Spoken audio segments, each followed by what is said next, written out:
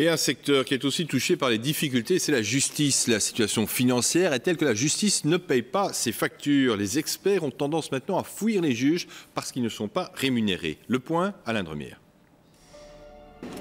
Des médecins légistes, des hommes grenouilles de la protection civile, autant de prestations dont la justice a besoin, mais qu'elle doit payer, et elle les confie à des prestataires extérieurs, des experts comme Vanessa, psychologue, qui travaillait comme experte pour la justice, travaillait car elle a décidé de ne plus accepter de collaboration, faute d'être payée à temps.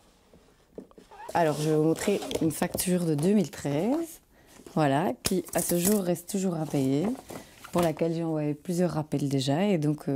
Voilà, septembre 2013. Qu'est-ce qu'on vous dit? Que les caisses sont vides et qu'on me payera dès qu'il y aura de l'argent en caisse.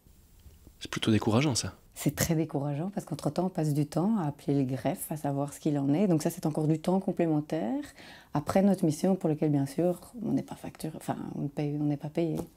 Donc vous avez décidé de laisser tomber? Bien sûr, oui. L'attente atteint parfois près d'1 an. Il faut dire que le déficit du budget frais de justice atteint presque les 100 millions. Certains dossiers commencent d'ailleurs à coincer.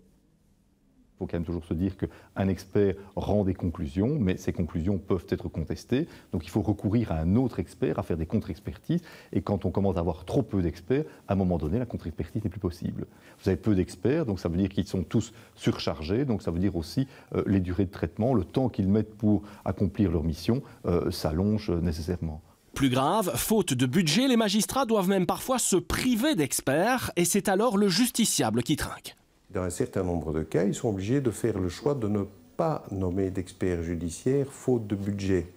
Auquel cas, c'est aux parties, si elles l'estiment utile, de se payer elles-mêmes à leurs frais un expert qui va fonctionner à leur côté. C'est une forme de privatisation de la justice, ça? C'est un risque effectivement de privatisation de la justice auquel on assiste dans certains domaines, bien entendu, et effectivement ça crée des inégalités assez importantes. Bref, du pain sur la planche pour le gouvernement s'il ne veut pas voir les experts comme Vanessa déserter définitivement le terrain judiciaire.